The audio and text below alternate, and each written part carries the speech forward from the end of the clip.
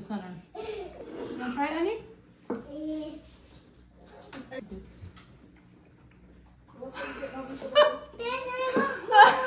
Hi guys, welcome to Home to Soul. Long time no see. In video format this way, the proper YouTube format. Today, I am going to take you guys through how to make these sourdough brioche cinnamon rolls. It is not my recipe. You can find this recipe on the sourdoughgeeks.com website, but there's no pictures, and it was kind of hard for me to get through the recipe myself.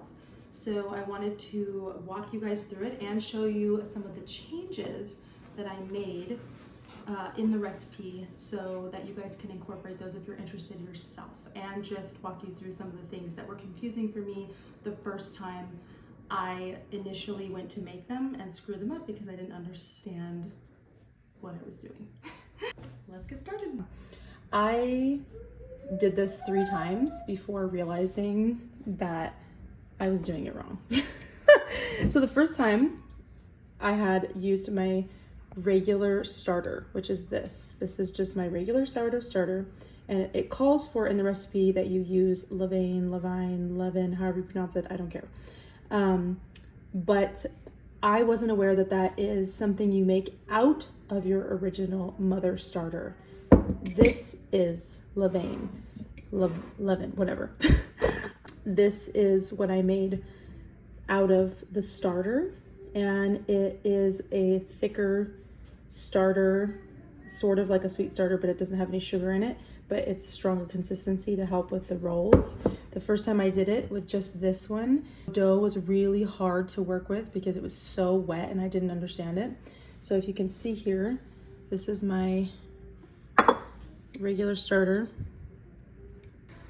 You want to take, when you're making your levain, you want to take a freshly fed starter.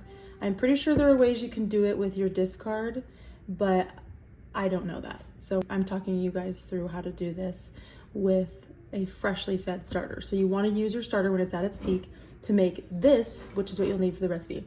Is it time consuming? Yes, lots of wait time involved because you have to wait for this and you have to wait for this. So that's 2 feeds you have to wait for. Basically, what I do to get this going faster, because I am able to do this all in one day. I pull this out in the morning, I feed it, set it on the stovetop. I have a gas stove. I set it at 170 because that's as low as it can go. Set it on the stovetop and it gets it rising faster, and it's risen in about 4 hours. Then I get this going, set it on the stovetop, and since this has more flour in it than the initial starter, this rises much faster. This rises in, I'd say, maybe a couple hours-ish if it's on your stovetop. Both of these, I like to use them when they're tripled or more. You can use it when it's doubled, but I like to use mine tripled. See, this one has tripled. So we're about to use this right now. This is the leaven. You can see all the gluten strands in there. So it's nice and strong. It's a really thick starter. It's so strong it doesn't even want to come out, really. Show you the difference. This is regular starter. See how much smoother it is.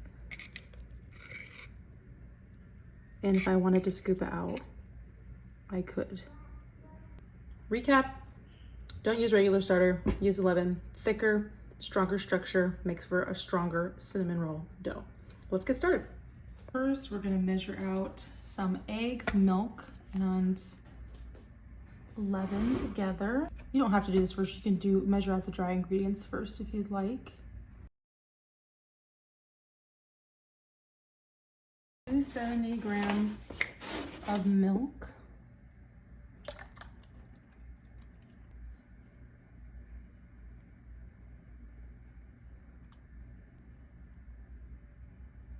If you don't see my arm right now, I had to dig in this because this is really all I had to let my starter rise in. That was the right size, or close enough to the size. But do you see how I used basically exactly the amount? For the initial recipe, I had to scrape what you even see in there. I had to scrape all that just to get the exact amount that I needed for the recipe. So yeah, do a little extra, do yourself a favor. I might do even a little more than this next time. The last ingredient is 100 grams of sugar. Remember, you guys, I'm doubling it. So If you are crazy and doing this with me, you're either doubling it or you're cutting in half what I'm doing. Oh, classic lyric move. Doesn't have to be perfect. You just want to break up the starter a little bit in here.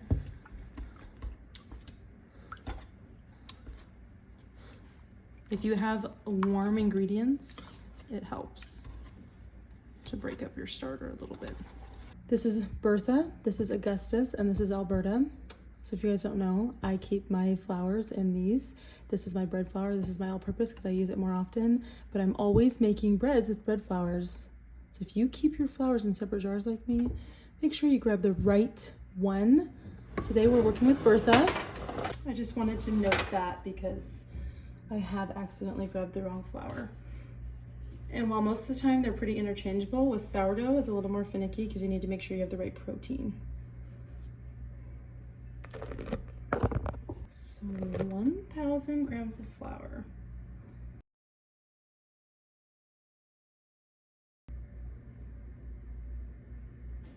Now old Buttercup.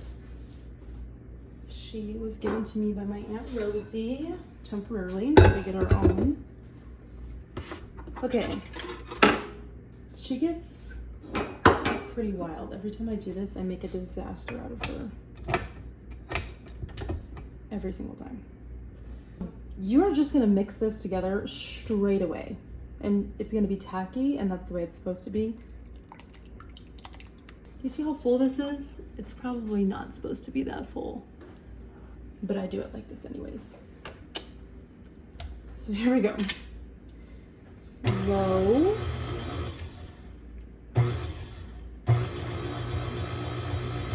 You just kind of give it a couple goes so it doesn't splash out on me.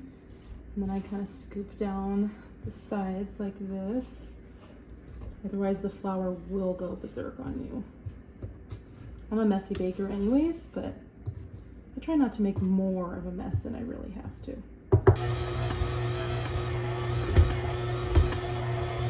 The rest I like to do by hand here, just to kind of mix it, make sure it's mixed properly, evenly. This is what your dough will end up looking like. Quite shaggy, and that's the way it's supposed to be. You just want to let it rest uncovered for 10 minutes. We're back, folky dokies. And, wow, I just said folky dokies, huh? Okay. Well, anyways, we are going to set this on a little bit higher of a mixing speed and let it go for 5 to 6 minutes, or at least until it starts pulling away from the walls. When it had started, it initially was just one big ball, but as you can see, it's starting to smooth out now a little bit. It's sticking, and then you'll want to stop it when it starts pulling back away. Now we're gonna add in the butter, which I'm using 380 grams, one pat at a time. I kind of cheat and do like a few at a time until it's incorporated. In the recipe, it says that it can take up to 10 minutes for it to emulsify, so be patient.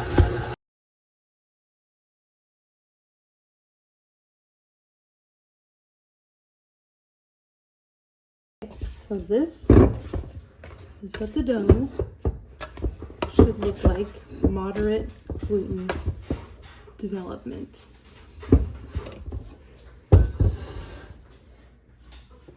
And what I like to do is just throw it out here on my counter for a second. Give it a couple more goes. And then shape it.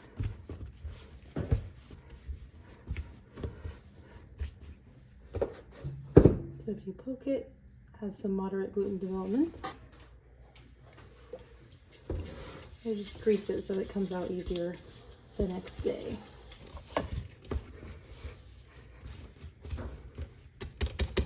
Like this.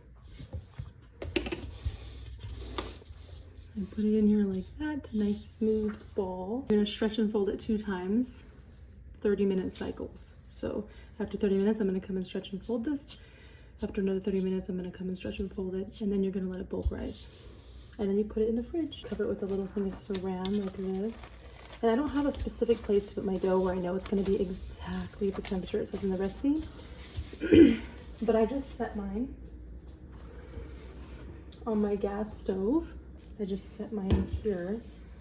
I preheat my oven, which I know it's not the most cost friendly.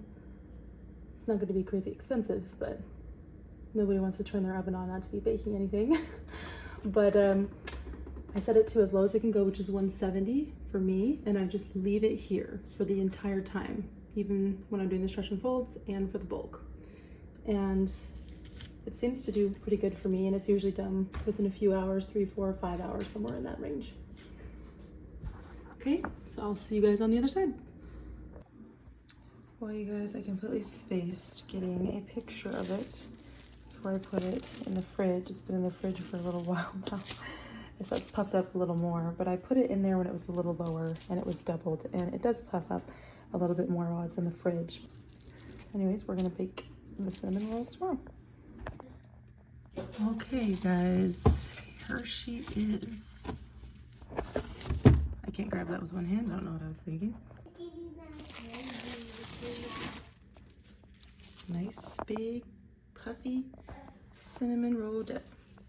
I make what the recipe calls for filling wise, and then I make half of it because I like extra filling and everything. So I'm doubling this recipe, so that means it's going to be 225 grams, but it's normally 75 grams of white sugar and then 75 grams of brown sugar, but I'm going to do 225 of each sugar.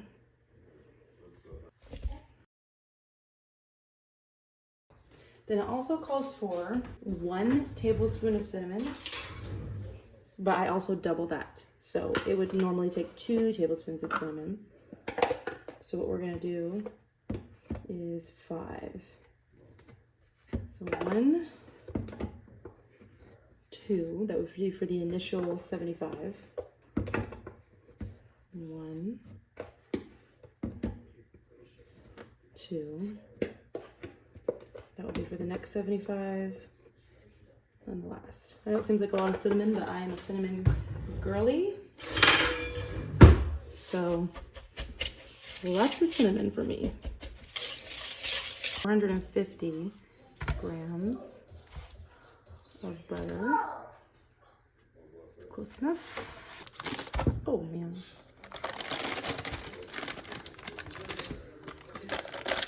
I normally do this in my stand mixer, but I didn't want to have to wash it again and make some frosting out of it. Then I broke my hand mixer when I was making a wedding cake last month.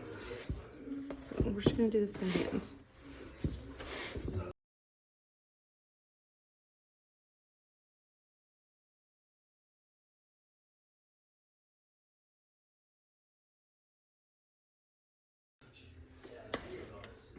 And then you do 1 teaspoon of cinnamon, or excuse me, vanilla, 1 teaspoon of vanilla.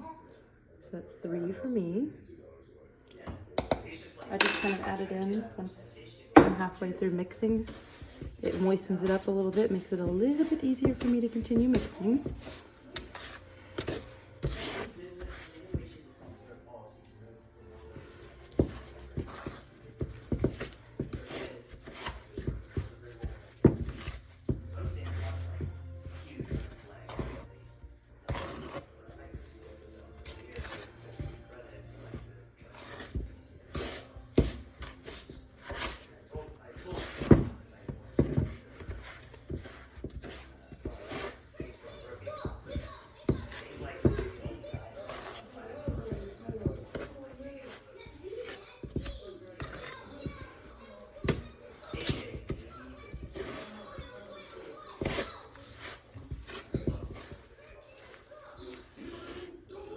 One teaspoon of vanilla. So that's 3 for me. I just kind of add it in once I'm halfway through mixing. It moistens it up a little bit, makes it a little bit easier for me to continue mixing. It's all creamed basically. I think the recipe calls for unsalted butter that you do this with, but I am a sucker for Land O'Lakes butter, and it's already salted. I use the salted Land O'Lakes butter to make my filling. I just think it makes the filling that much more richer. But if you can't get that because it is a little bit more expensive, just use whatever butter you normally use. I just like to use Land O'Lakes when I can because I can taste the difference and it is really good. So you're not going to add extra salt to this if you're using salted butter.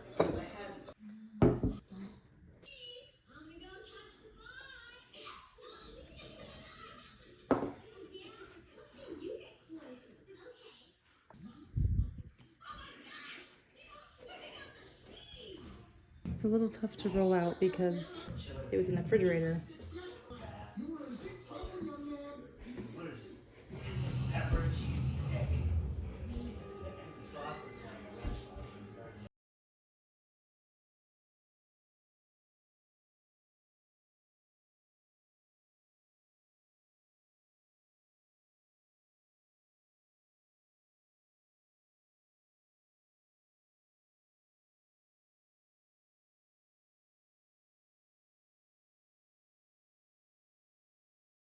Now I do cut the ends off just by a sliver because otherwise I don't feel like people are getting their money's worth if you give them dough that doesn't have anything in it. And yes, this will seep through, but it's still not the same amount as the rest. So I usually give these to my daughter to play with, or my husband does weird stuff with them to experiment. But you do not have to do this if you're not comfortable and you don't have a way to use it, or you feel like you're wasting. You don't have to do that. But I don't like giving my customers, when they're paying money to get the same cinnamon rolls, bottoms that are just like that. The pans I use, Nordic ware. They're my favorite personally. They're really dependable, sturdy pans, and I love baking most of my goods in these. Not everything, but most of my goods in these because they don't over brown bottoms, and I like that, especially for rolls and things like that. They're evenly browned. And this is how I cut my cinnamon rolls. I don't have the floss stuff, so I just cut it down the middle.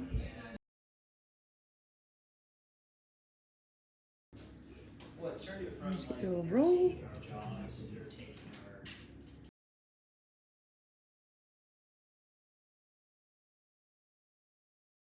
And the other four, I pop in a square pan like this.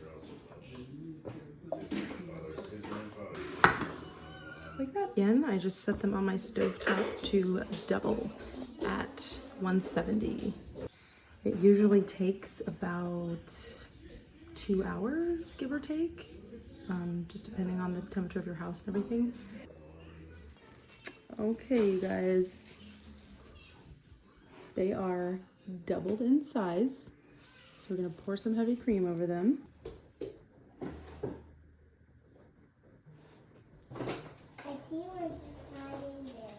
I don't do it quite up halfway on the roll, just a little bit. Just pour a little bit on the rolls.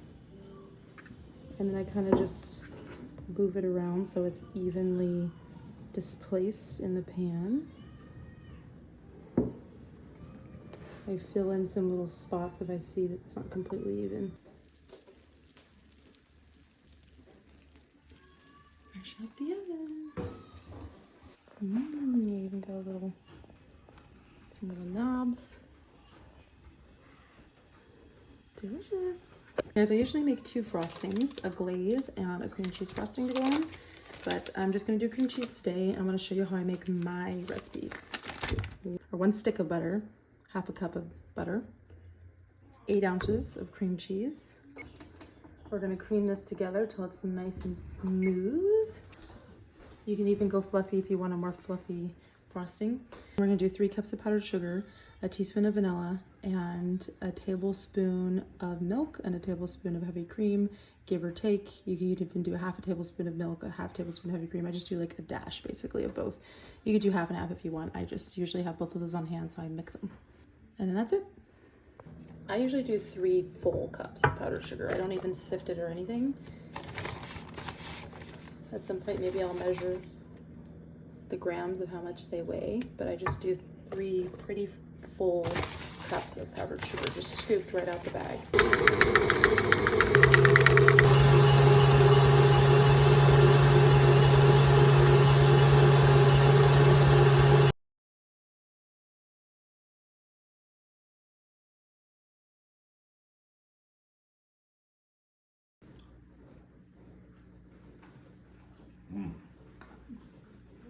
Do you really like it? But I feel like that was such a put on. Oh, I feel like you just said that just for Let me try it. You just did. You can have more though.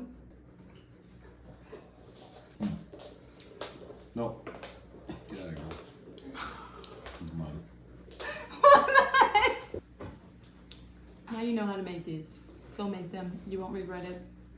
Don't make them all the time though, because it is tedious. It's worth it though. It is worth every step. All right, you guys. Thanks for making these cinnamon rolls. Sorry, yeah. Thanks for making these cinnamon rolls with me, and I will see you next time.